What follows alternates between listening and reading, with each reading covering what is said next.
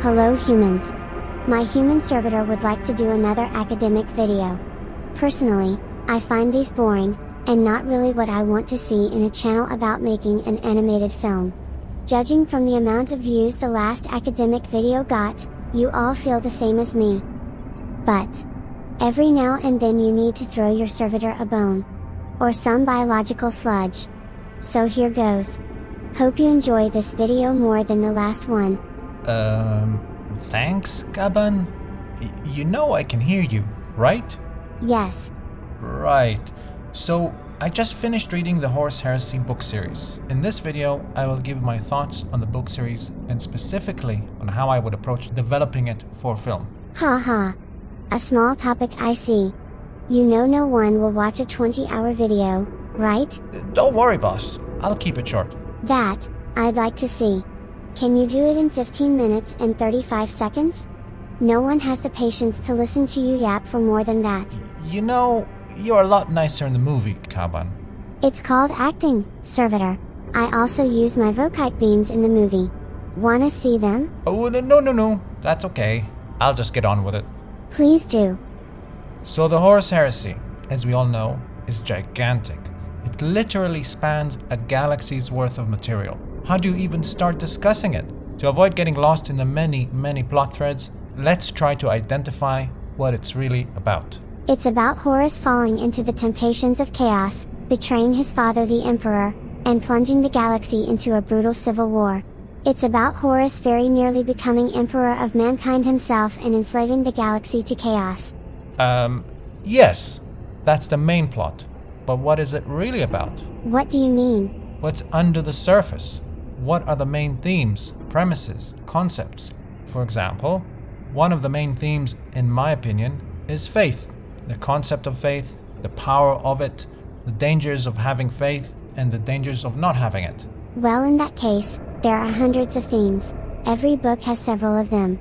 Yes, but there are several themes that repeat throughout the series and that the main plot hinges on. Another big one is trust. The trust that is broken during the betrayal of the legions. The trust that the Emperor did not have for his sons. He did not trust that they'll be able to handle the fundamental truths of reality regarding chaos. If he would have prepared them and told them about chaos, maybe Horus would not have fallen. Maybe. And maybe things would have been worse, because the forces of chaos would have had more human faith to feed on. Maybe the temptation of chaos would have been greater with the knowledge of its inner workings. Good point, servitor. You're not as dumb as you look. Thanks? You're welcome. So what about the characters? What do you have to say about them? Well, there are too many to cover in one video, but I will cover a few main ones. Go on. So let's start with the main character of the Horus Heresy. Horus. What about him? Here I will start to touch on what I feel is needed to be changed for the Horus Heresy to be an effective visual story. During the Siege of Terra, Horus is an excellent character. He's terrifyingly strong, complex, a vehicle that gives us also some insight into the gods of chaos themselves, and more importantly, when he decides to act, his actions change the course of the story. At one point he even changes the physical laws of reality itself. In the Siege of Terra, Horus has a lot of agency and he's a very active character.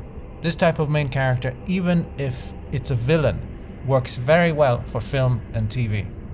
Unfortunately, this is not the case at the start of Horus's arc.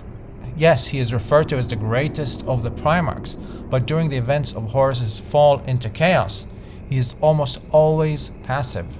External forces constantly create mazes for him to walk into, and he predictably springs all the traps that are set for him.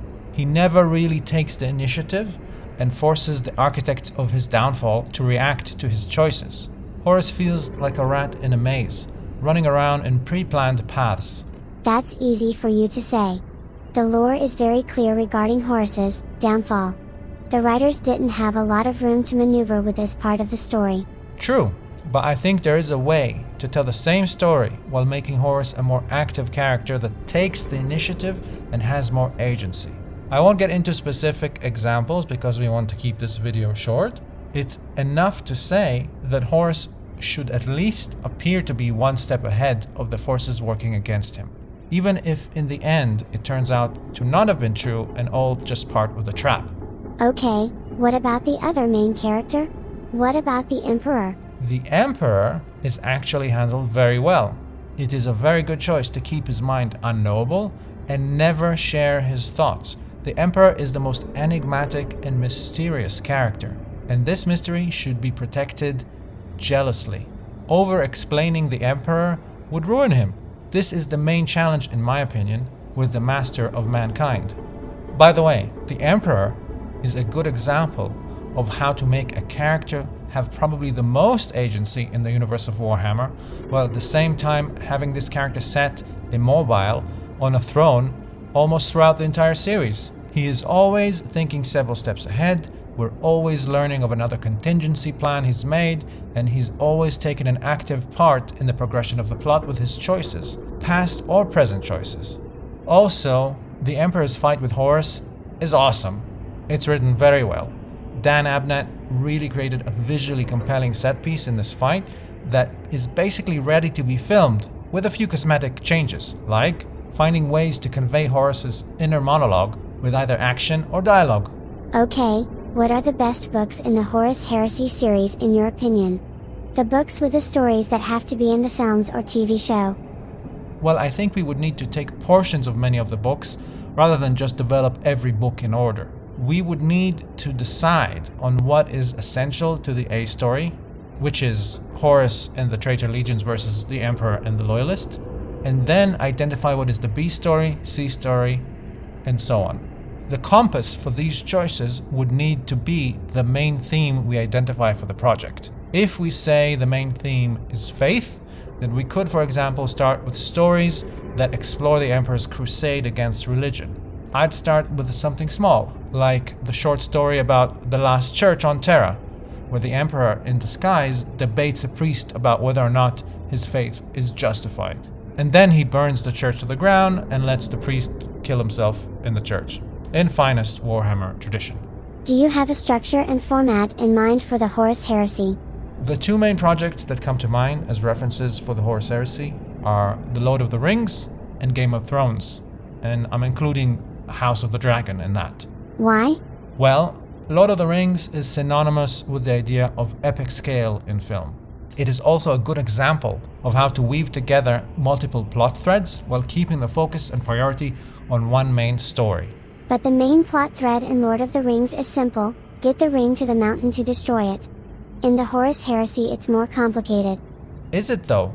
I don't like your tone, servitor. Sorry, I don't believe it is more complicated. The main plot of the Horus Heresy is Horus is corrupted and wants to take down the Emperor and replace him, and he will burn the galaxy to do it. Everything else is details on top. Okay, and why Game of Thrones? Because I think it will need to be a very high-end TV show like Game of Thrones.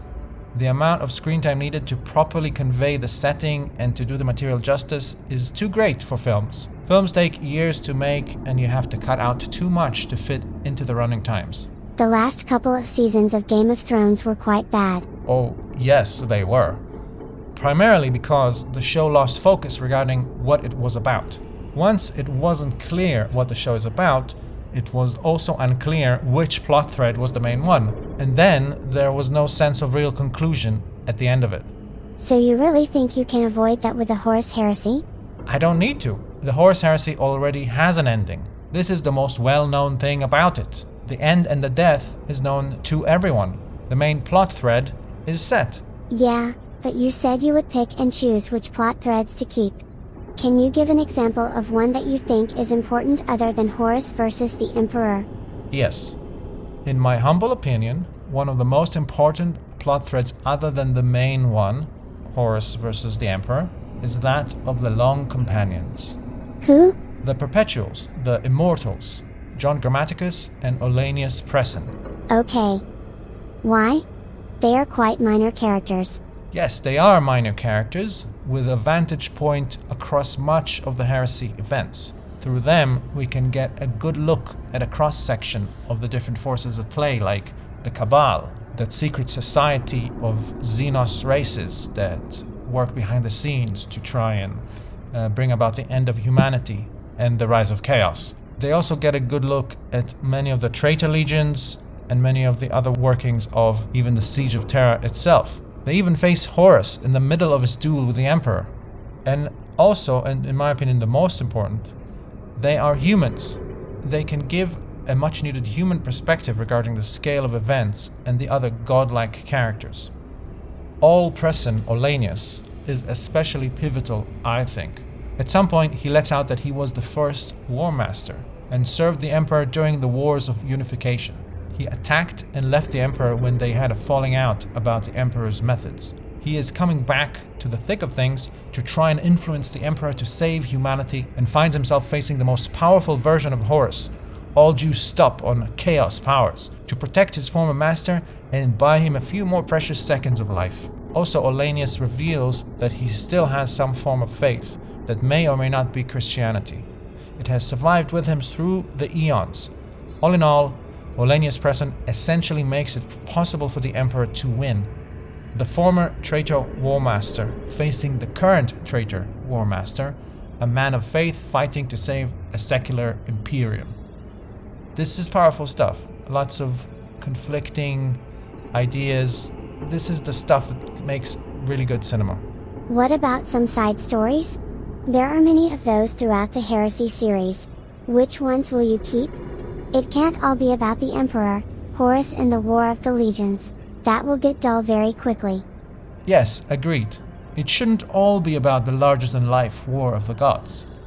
I would choose to keep stories that highlight and flesh out important aspects of how the world of the Heresy in 30K works. For example, in the story Wolf at the Door, a group of Space Marines from the 6th Legion, also known as Space Wolves, crash land on a human planet that is basically conquered by Xenos that prey on the human society that lived there. Severely outnumbered, they work with the local human resistance to drive out the Xenos and take back the planet.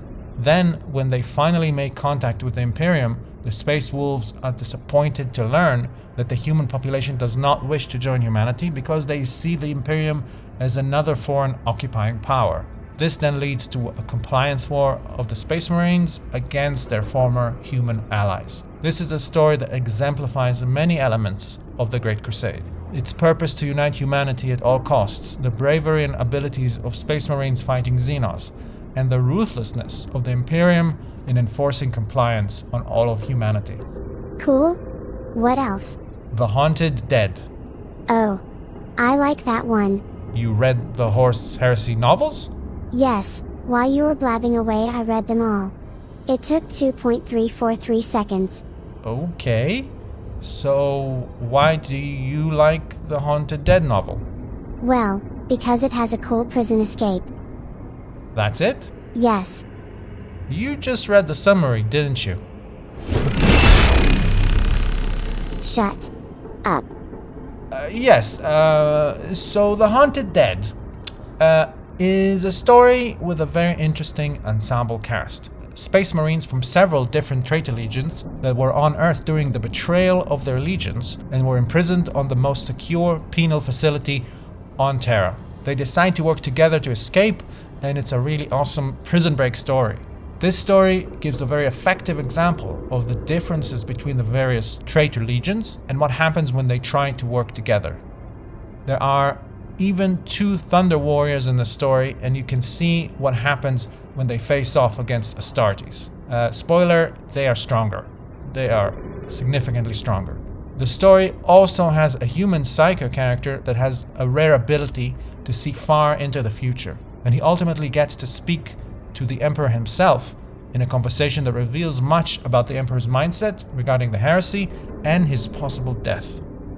Well, that was very interesting. But it's time to wrap it up. You need to meet your drawing quota for today. Yes, boss. And if any of the 40K nerds want to discuss the heresy in the comments, you'll need to engage with them. I'd rather scratch all 3 of my optics out. No problemo, Kaban. I'd love to. Oh, I almost forgot. Did you hear that the Custodes are female now? What?